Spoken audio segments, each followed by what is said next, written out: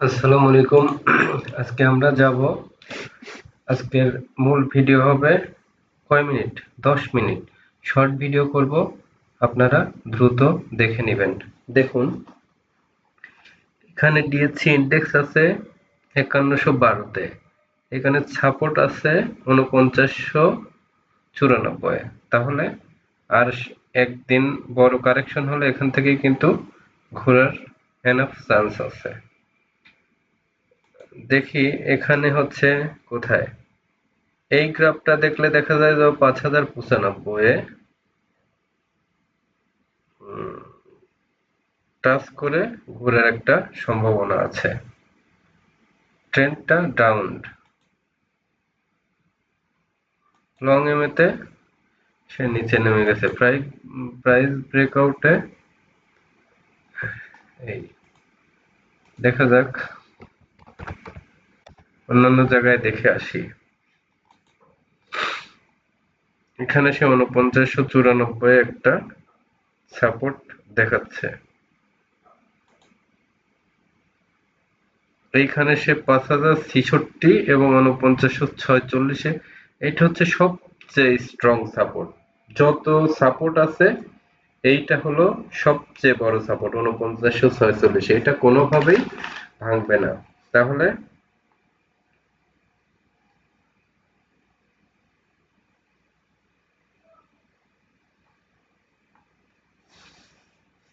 এখন এখান থেকে দেখুন, একটা ডাব্লিউ আকৃতির প্যাটার্ন নিছে। আমার মনে হয় যে এই অবস্থার যে কোনো একটা জায়গায় থেকে আর ইন্ডেক্স বেশি নামবে না।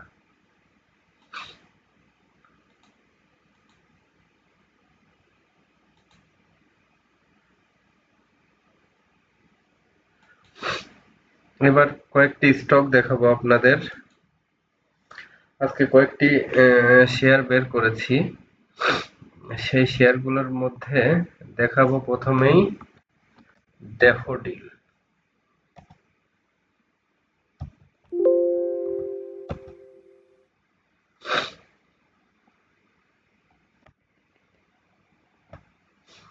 ড্যাফোডিল দেখুন, এই যে এখানে 64-তে সে একটা ব্রেকআউট নিয়েছিল। আমি এই জায়গায় অনেককে বলেছি এন্ট্রি দিতে, আমার ভিডিওগুলো দেখলে খেয়াল করে থাকবেন। এই যে একটা জায়গা 64, এটা কিন্তু খুব স্ট্রং ব্রেকআউট। এই জায়গায় এন্ট্রি দিলে আজকে আপনি শেয়ারটা 90 টাকা, 64 থেকে 90 কত, আপনার প্রায় 26 টাকা। তার মানে অলমোস্ট এখান থেকে 45% থেকে 48% প্রফিট হয়ে গেছে। আরেকটা ইনিশিয়াল ব্রেকআউট নিয়েছিল এই যে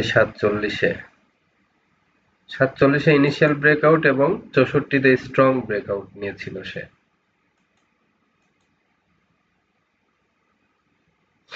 ওয়েভ লেন্থে দেখুন, first wave, second wave, third wave complete করছে, এবার ফিফথ ওয়েভ।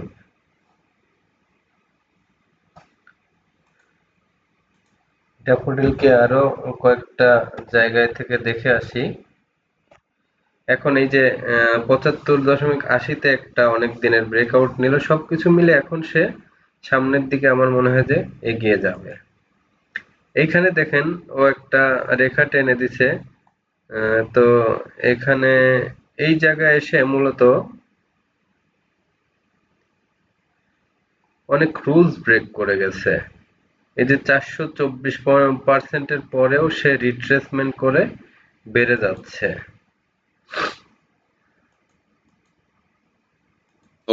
Overbought zone. এটা অবজারভেশনে থাকুন। তাহলে এখন যাব হচ্ছে আপনার ডোমিনেজে। ডোমিনেজে ব্রেকআউট হচ্ছে কিন্তু ক্যান্ডেল খুব দুর্বল। এখানে ডোমিনেজ 46-এ আশেপাশে, ডোমিনেজটাকে আপনারা সেল দিয়ে দিবেন। দেখুন ডোমিনেজ এই যে এখানে রিট্রেসমেন্টে ডাউন ট্রেন্ড দিয়ে দিয়েছে। সো ডোমিনেজকে আমরা এখন আপনাদের সিলেকশনের বাইরে রাখবেন। এবার চলুন দেখে আসি এশিয়াটিক ল্যাব।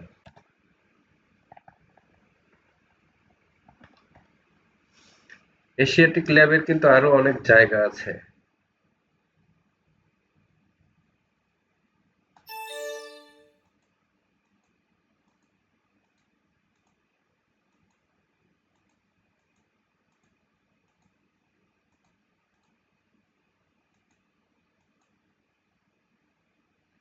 জায়গা কত পর্যন্ত? এই যে দেখুন 90 পর্যন্ত সে স্পেস নিতে পারে ইজিলি। তো এই শেয়ারটিকে আমি আপনাদের সাজেস্ট করি। এরপরে দেখে আসবো, চলুন জনতা ইন্স্যুরেন্স দেখে আসি। জনতা ইন্স্যুরেন্স হঠাৎ করে বেশি পিক নিচ্ছে, এখান থেকে একটু ছোট কারেকশন হলে শেয়ারটিতে যদি আবার রিট্রেস করে উঠে যায়, শেয়ারটিকে নিবেন। আমরা ব্রেকআউট দেখে আসি। ব্রেকআউট নিয়েছিল সে 26.70-এ। স্ট্রং ব্রেকআউট দেখে আসি জনতার।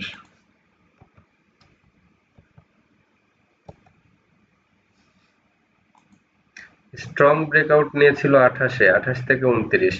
এখন শেয়ারটিকে, জনতাকে আপনি খুব স্ট্রংলি অবজারভেশনে রাখুন। এরপরে দেখে আসি, চলুন পিএনআইসিএল। আমার কিন্তু এই শেয়ারটি খুব পছন্দ হচ্ছে।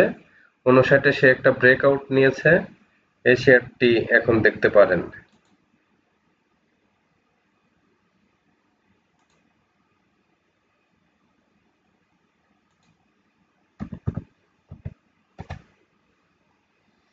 সাতান্নতে একটা ব্রেকআউট নিয়েছে এবং দেখেন এখানে একটা ইনগালফ হয়েছে। সো বিএনআইসিএল এর অবস্থা খুবই পজিটিভ।